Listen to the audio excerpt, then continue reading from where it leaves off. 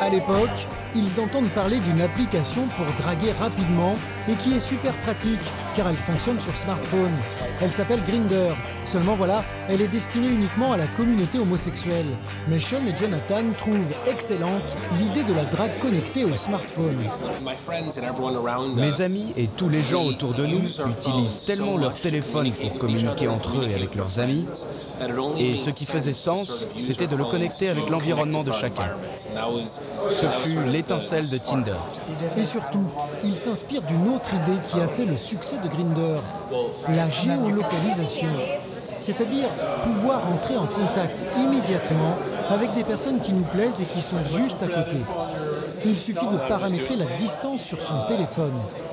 Ils vont continuer à travailler leur application pour la rendre encore plus pratique, car ils sont persuadés que c'est sa simplicité qui en fera le succès. Par exemple, comment ne pas perdre trop de temps à repérer les personnes qui nous font flasher? Ils ont alors l'idée d'utiliser ce petit geste, le swipe. Il permet de balayer les photos sur smartphone pour retenir celles qui nous plaisent et éliminer les autres. À gauche, on jette, à droite, on garde. Et la drague devient plus ludique.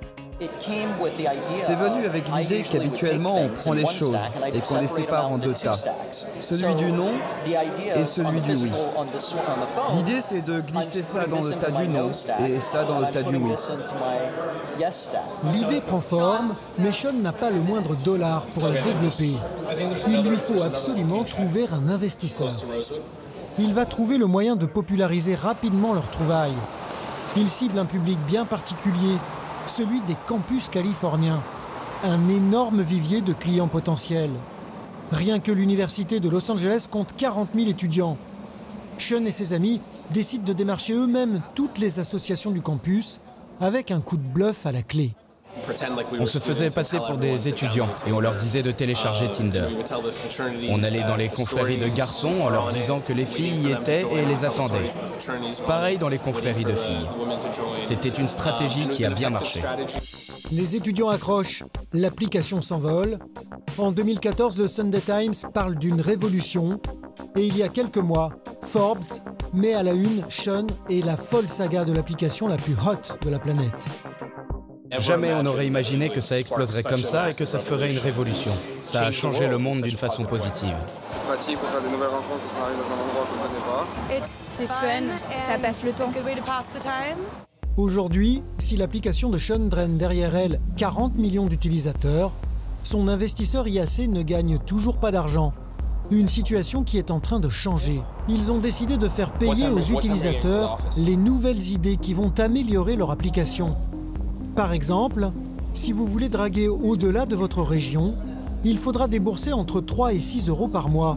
Un projet plutôt avancé qu'est en train de tester Jonathan. Tout en étant à Los Angeles, il peut déjà repérer des filles à l'occasion d'un prochain voyage à Munich. Je viens de matcher avec quelqu'un à Munich. J'y vais la semaine prochaine pour quelques jours. Mais bon, je ne sais pas encore si j'aurai du temps pour rencontrer des gens. Et ils vont plus loin. Ils veulent aussi faire payer vos hésitations ou vos erreurs. L'autre fonctionnalité la plus demandée, c'est Undo. On peut le voir là.